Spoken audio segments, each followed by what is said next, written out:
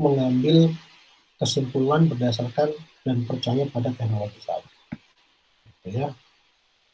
Nah, ini dikatakan keilmuan postmodern ada yang dekonstruktif, ya, semua keilmuan dalam era modern kembali direvisi, dipertanyakan, ya, apa benar, gitu. Kemudian ada yang namanya relativisme, pemikiran postmodern ini dalam hal realitas budaya tidak ada budaya yang sama dan sebangun antara satu dengan yang lainnya, relatif. Ya. Kembali lagi, bicara kebenaran itu relatif, tergantung sudut pandang kita, tergantung pemahaman kita, tergantung pengalaman kita. Kemudian adanya pluralisme. Nah, ini yang membangun paradigma keilmuan postmodern dari yang ada saat ini menjadi kebenaran itu relatif. Maka terjadi sekarang ini yang kita saling menyerang antar kelompok, saling bertikai karena pluralismenya ini tidak disikapi dengan dekonstruktif sehingga kita bisa melihat relativisme kebenaran. Relativisme kebudayaan. Kita bisa melihat relativisme kesenian, manakala ketika kesenian barat, ya, musik-musik barat ya, dipadukan dengan etnis gamelan menjadi campur sari, menjadi the Lord of apa tuh Didi Kempot, ya, itu relatif. Kemudian musik dangdut dari India dipadukan dengan musik gambus dari India dipadukan dengan kendang di Jawa Barat, bergerak ke utara menjadi dangdut koplo, itu relativisme. Tapi terkadang kita tidak bisa melihat bukan keseluruhan, mungkin hanya bicara dari musik. Apakah dari agama, dari budaya, dari ras, dari ekonomi, sosial, belum bisa. Maka perlunya kita menggali paradigma keilmuan postmodern yang semakin ke depan itu semakin kompleks, semakin plural. Zaman dulu tidak ada, zaman saya itu pakai baju batik, celana jeans. Sekarang baju batik, celana jeans. Zaman saya tidak ada yang namanya cheese tea. Minum kopi kok dikasih keju. Gitu. Minum kopi kok ada dikasih alpukat kan. Sekarang dengan adanya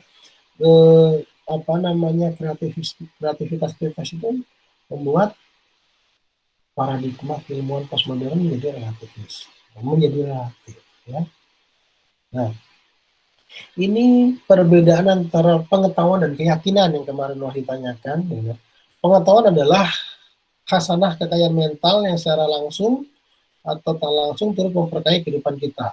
Pengetahuan hakikatnya semua apa yang kita ketahui tentang suatu objek tertentu, karena menyangkut semua yang kita ketahui, maka pengetahuan bisa bersumber dari agama, cerita, itu pengetahuan, ya, kita tahu, gitu, maupun sifatnya ilmiah dari kita tahu pengetahuan. Tetapi ketika bicara yakin adalah sikap mental seseorang dalam hubungan dengan objek tertentu yang disadari sebagai ada atau terjadi. Perbedaan mendasar antara keyakinan dan pengetahuan adalah dalam keyakinan tidak perlu adanya pembuktian. Keyakinan tidak perlu adanya pembuktian. Kita misalkan keyakinan menurut agama tuh terkadang kita nggak bicara pembuktian tuh. Udah terima aja. Kan gitu. Tentang sesuatu yang diyakini dan apa yang terjadi sesuai dengan keyakinan. Sedangkan dalam pengetahuan objek yang didasari itu memang ada sebagaimana adanya, dengan demikian suatu pengetahuan tidak boleh salah atau keliru. Oke. Keyakinan, kita bicara keyakinan seperti kita berobat. Kita dihadapkan oleh dokter yang sama di jam praktek yang sama. itu akan berbeda kita memilih berdasarkan keyakinan. Padahal dokter itu dari fakultas yang sama, mereka bersahabat berdua, tetapi pasien belum tentu yakin ke dokter yang satunya. Mungkin dia lebih yakin ke dokter yang satunya lain. Ya itu bicara keyakinan. Keyakinan itu tidak bisa dipertentangkan. Namanya sudah yakin ya, kadang-kadang alasannya bisa logis, bisa rasional. Ya. Nah, menurut Franz Magnus Suseno, pengetahuan keyakinan adalah pengetahuan didasarkan pada pengertian terhadap fakta. Ya. Sedangkan keyakinan terkait erat dengan pilihan dalam mengambil keputusan. Kita tahu nih, gitu loh. Pacar kita sering selingkuh, tapi kita yakin mau bicara apa? Nggak bisa. Namanya sudah yakin, kita tahu nih pacar kita katakanlah suka bohong, gitu loh. Atau punya kebiasaan yang buruk, atau seringnya shopping aja, kan gitu. Tapi kita bicara yakin, dan senang yakin ya. Luntur tuh semua fakta-fakta. Ya, nah ini terkait dengan pengetahuan dan keyakinan agama. Ya, pengetahuan bisa menjadi kontras, bisa bertentangan. Jadi bener nggak sih adanya Tuhan? Bener nggak sih adanya Isra Mi'raj? Adanya konflik juga. Pengetahuan itu bisa dijadikan konflik terhadap keyakinan. Mungkin dikatakan agama menghambat kemajuan ilmu pengetahuan. Oh, kok nggak boleh cloning? Di dalam agama Islam tuh cloning tidak boleh. Kenapa? Jual beli eh, organ tubuh kenapa nggak boleh? Karena mungkin kita belum belum sampai situ. Gitu. Contoh ketika bicara miras dan psikotropika di dalam ajaran agama tidak boleh. Kita belum sampai menelitinya dampak-dampak negatif dan dampak positif miras. Kita hanya melihat dari sisi ekonomi.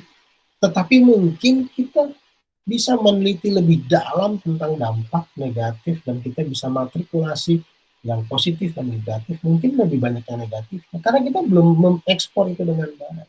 Maka kita berkonflik dengan keyakinan agama. Ada juga yang menjadikan dialog agama itu atau keyakinan. Misal gitu kan, kita bicara tentang tata surya, kita bicara tentang hukum keluarga. Di dalam Al-Quran contohnya, itu sudah mengatur. Ya. Bagaimana terbentuknya bumi, bagaimana terbentuknya matahari, bagaimana ilustrasi nanti kalau kita kiamat, bagaimana ilustrasi manakala ada gempa. Nah itu bisa dijadikan dialog tuh keyakinan agama. Gitu.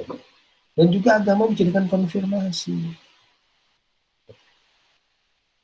Misalkan diatur cara bercocok tanam, cara berhidup sehat, itu ada di dalam kitab-kitab suci agama kita. Masing-masing mungkin sudah diatur. Itu lebih konfirmasi. Ya, ini pengetahuan. Bicara tentang yang berikutnya, ragam pengetahuan. Jadi pengetahuan, kemudian pengetahuan itu tahu bahwa, pertama tahu, terus bagaimana tentang dan mengapa. Ya kalau kita bicara, kalau yang umum itu adalah 5W1H ya. Jadi kalau menurut Sonny Craft ini ada 4. Nah, ini ada pengetahuan filsafat, pengetahuan agama, pengetahuan biasa, dan pengetahuan ilmu. Nah ini kita lanjut ke slide berikutnya, pengetahuan ilmiah. Gitu. Pengetahuan ilmiah mencakup banyak ragam, tidak semua pengetahuan bersifat ilmiah, ada yang bersifat mitologi, tadi sudah dijelaskan di atas, keagamaan bahwa pengetahuan yang berdasarkan tahayul tadi mistis. Nah, tentu pengetahuan dalam jenis yang bukan ilmiah adalah pengetahuan yang bukan garapan filsafat ilmu. Jadi kita bicara yang ilmiah kalau bicara filsafat ilmu. Kemudian ilmu pengetahuan sains dicirikan dengan pengetahuan yang bersifat rasional dan empiris. Ya, tadi disampaikan di sebelumnya bahwa ada rasional dan empiris, bukan hanya panca indera tetapi juga akal budi. Bukan hal-hal yang diamati oleh panca indera tetapi juga hasil pemikiran kita. Pengetahuan ilmiah adalah pengetahuan yang memenuhi persyaratan tertentu. Syarat-syarat yang harus dipenuhi agar suatu pengetahuan itu dapat disebut ilmu tercantum dalam apa yang dinamakan metode ilmiah. Jadi ketika bicara metode ilmiah, nanti kalian belajar metode penelitian, itu ada tahap-tahapannya. Nah, ini slide berikutnya adalah cara kerja pengetahuan atau sains. Ya, ada yang dibuktikan logis, ditarik hipotesis, ajukan secara empiris. Ya, ini urutan-urutannya: logika, hipotetiko, dan verifikatika. Ya, kemudian ilmu pengetahuan merupakan karya budi dan logis dan imajinatif.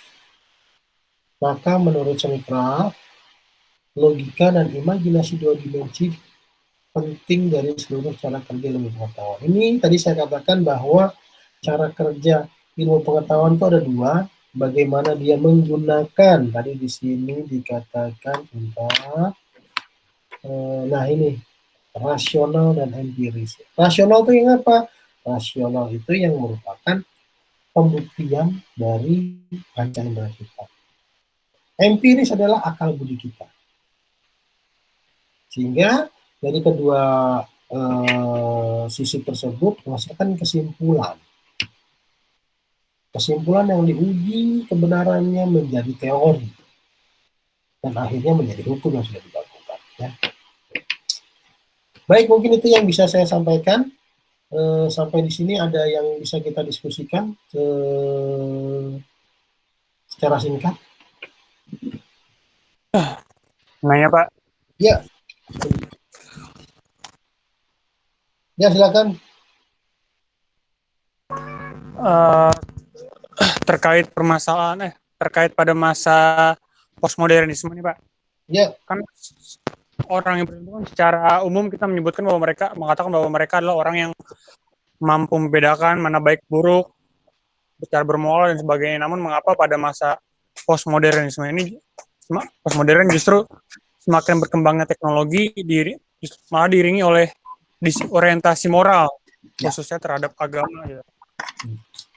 Baik, jadi tadi dijelaskan bahwa ketika bicara postmodern, kita percaya dengan teknologi. Sumber kebenaran kita seolah-olah hanya satu, bicara teknologi. Bicara teknologi itu mesin. Sementara objek dari filsafat itu bukan mesin, manusia. Maka ketika bicara ilmu pengetahuan sosial manusia itu tidak bisa disamakan dengan mesin. Contoh, ketika kita menggunakan metode pembelajaran daring seperti ini, kita nggak bicara manusianya dulu, kita bicara teknologi saja. Teknologinya sudah berbeda-beda, tidak bisa digeneralisir. Ada yang sinyalnya bagus, dia menangkap bagus. Ada yang sinyalnya kurang baik, sehingga dia keluar masuk. Nah, ini kan tidak bisa dijadikan dasar bahwa yang keluar masuk, atau tiba-tiba dia terputus. Dia keluar dari Google Meet. Apakah bisa ditarik kesimpulan? Dia nggak mau kuliah. Tapi kalau kita bicara dengan metode